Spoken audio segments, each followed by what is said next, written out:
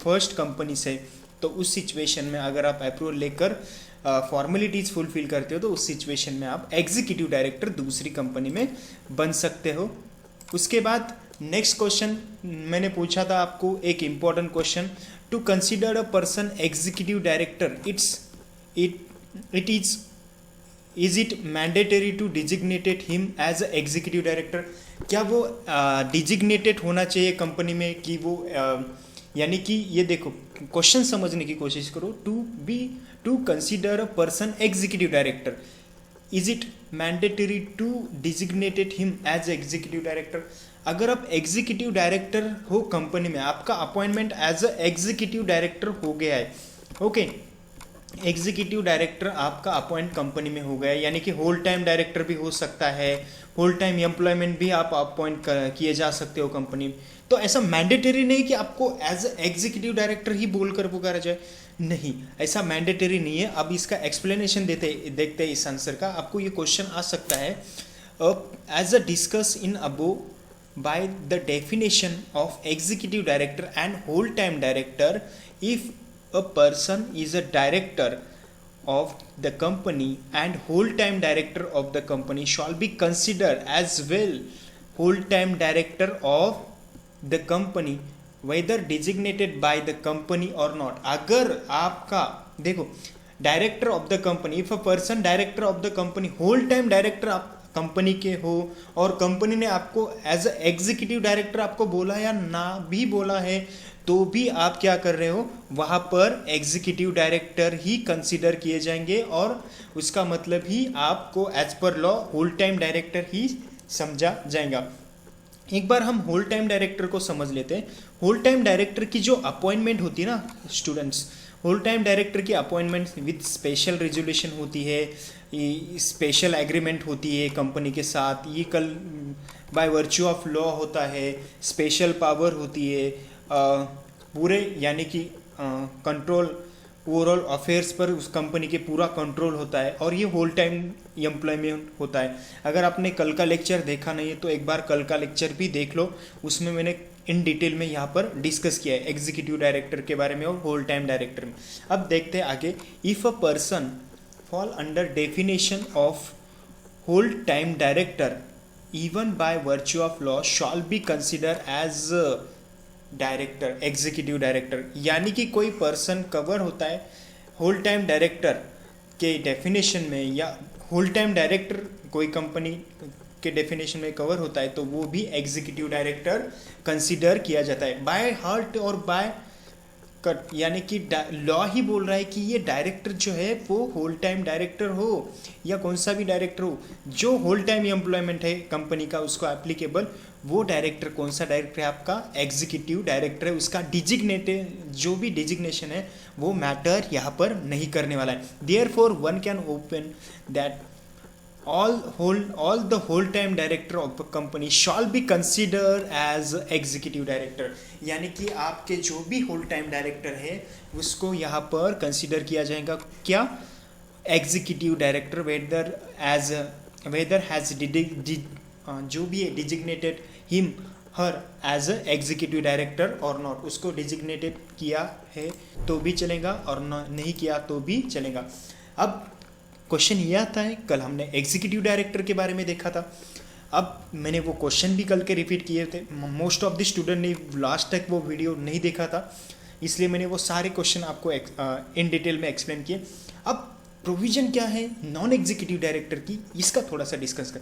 ये देखिए non executive director, इनके कोई टेंशन दिख रहा है कि आपको सबके एकदम रिलैक्स है, एकदम चिल, इसका मतलब इनका कोई कंपनी में काम नहीं होता है क्या, कंपनी में इनको कोई स्पेशल रोल नहीं होता है क्या? हाँ, इसका इम्पोर्टेंट इनका होता है। Non executive director means director of the company. ऐसा नहीं है कि ये कंपनी में कोई इनका रोल नहीं है या कोई इनको वर्क लोड नहीं है, डायरेक्टर ऑफ द कंपनी होते हैं, but still as compare to executive director उनको जो टेंशन का पार्ट्स है, उनको जो मैनेजमेंट का पार्ट्स है, डेली अफेयर्स का पार्ट्स है, वो as compare to executive director कहीं ना कहीं कम होता है। जहाँ पर भी रिक्वायरमेंट होती है वहाँ पर एग्जीक्यूटिव डायरेक्टर को पूरे पावर दिए जाते हैं कि आप वहाँ पर पूरा जाकर मैनेजमेंट करो। ये एकदम रिलैक्स चिल दिख रहे हैं आपको इस फोटो में, आप देख सकते हो इसको भी। अब थोड़ा सा डेफिनेशन पढ़ते हैं। Non executive director nowhere describe under companies act 2013। भैया आपका नॉन एग्जीक्यूटिव डायरेक्टर आपकी मनगढ़ंत कहानी है, हम कंपनीज एक्ट में इसको डिफाइन नहीं करते हैं। क्यों नहीं करते, देखिए। However meaning of non executive director can be taken from definition of executive director. अगर आप एज ए एम्प्लॉय कंपनी में अपॉइंट किए जाते हो, एज यानी कि आप क्या किए जाते हो, एज ए एम्प्लॉय कंपनी में एम्प्लॉयमेंट लेते हो, उस सिचुएशन में आपको क्या कंसिडर किया जाता है, नॉन एग्जीक्यूटिव डायरेक्टर। ओके, अब यहाँ पर अगर आपके एम्प्लॉयमेंट के साथ साथ में डायरेक्टर ये वर्ड जोड़ दूँ तो आप क्या बन गए, एम्प्लॉय प्लस डायरेक्टर, और इसके साथ में अगर होल टाइम एम्प्लॉय में जोड़ दूँ तो आप अल्टीमेटली क्या बन जाओगे यहाँ पर, whole time director is equal to executive director. यानी कि आप अगर कंपनी में अपॉइंट हो रहे हो नॉन एग्जीक्यूटिव डायरेक्टर, यानी कि एम्प्लॉय भी अपॉइंट हो रहे हो, अगर आप होल टाइम एम्प्लॉय हो, बस उसमें डायरेक्टर ये वर्ड डाल दिया, वो बन जाएगा होल टाइम डायरेक्टर। और तब होल टाइम डायरेक्टर जैसे बनते हो तब उस टाइम में आपको एग्जीक्यूटिव डायरेक्टर कंसिडर किया जाएगा। इसलिए उन्होंने इस डेफिनेशन को कंपनी एक्ट में नहीं दिया है। सो एक सिंपल वर्ड्स में हम इसको अंडरस्टैंड करते हैं और एक बार, a person who is not falling in condition of definition of executive director shall be considered as a non-executive director। Sir हम ये लिख सकते हैं कि आंसर में कि अगर हमें एग्जीक्यूटिव डायरेक्टर और नॉन एग्जीक्यूटिव डायरेक्टर के बारे में डिफरेंस लिखना है तो आप उसमें जो भी मैंने कल का लेक्चर और आज का वीडियो आपको प्रोवाइड करो, ये दोनों का भी एक बार एनालाइज करोगे और उसमें जो भी नोट्स दिए मैंने एक बार रेफर करोगे तो आपका difference between executive director and non executive director एकदम क्लियर हो जाएगा। Therefore one can opinion that all the director except whole time director and managing director shall considered as a non executive director। यानी कि इन दोनों को छोड़कर company में बाकी सभी डायरेक्टर को क्या कंसिडर किया जाता है, नॉन एग्जीक्यूटिव डायरेक्टर। ये बात समझ में आ रही है आपकी। यानी कि अगर आप डेफिनेशन की बात करें, इसकी डेफिनेशन, होल टाइम डायरेक्टर की डेफिनेशन और मैनेजिंग डायरेक्टर की डेफिनेशन कंपनीज एक्ट में दी है। मैं नेक्स्ट वीडियो में आपको मैनेजिंग डायरेक्टर और होल टाइम डायरेक्टर का कंपैरिजन करवा दूंगा, उसमें डिस्कशन करूंगा और उसके अपॉइंटमेंट के बारे में थोड़ा सा डिस्कस करूंगा। आई होप गाइस आज का ये वीडियो आपको पसंद आया हो। तो थोड़े से क्वेश्चन करते हैं इस क्वेश्चन यहाँ पर। देखिए एग्जीक्यूटिव डायरेक्टर के बारे में, और डायरेक्टर एक्सेप्टिंग रेम्यूनरेशन, कल मैंने ये क्वेश्चन दिया था आपको, except in remuneration from company shall be consider as executive director और नॉन एग्जीक्यूटिव डायरेक्टर। अगर आपका डायरेक्टर क्या कंपनी से रेम्यूनरेशन मिल रहा है तो उसका मतलब उसको consider as a non executive director consider किया जाता है। क्यों सर, क्यों? अगर आप होल टाइम डायरेक्टर हो या एग्जीक्यूटिव डायरेक्टर हो, आप रेम्यूनरेशन मिले या ना मिले आपको एग्जीक्यूटिव डायरेक्टर ही कंसिडर किया जाता है। मगर नॉन एग्जीक्यूटिव डायरेक्टर को रेम्यूनरेशन कंपलसरी आपको पे करना पड़ता है। आंसर पढ़ते हैं एक बार। In the mention of about director plus whole time director shall be consider as a executive director. देखिए director plus whole time director it's means executive director. However answer का कंक्लूजन देखो, however to accept remuneration it is not mandatory to become a whole time employ of the company. यानी कि आपके whole time employ को as a mandatory नहीं है ये remuneration वाला clause, but a director can be acceptance remuneration as a part time employ.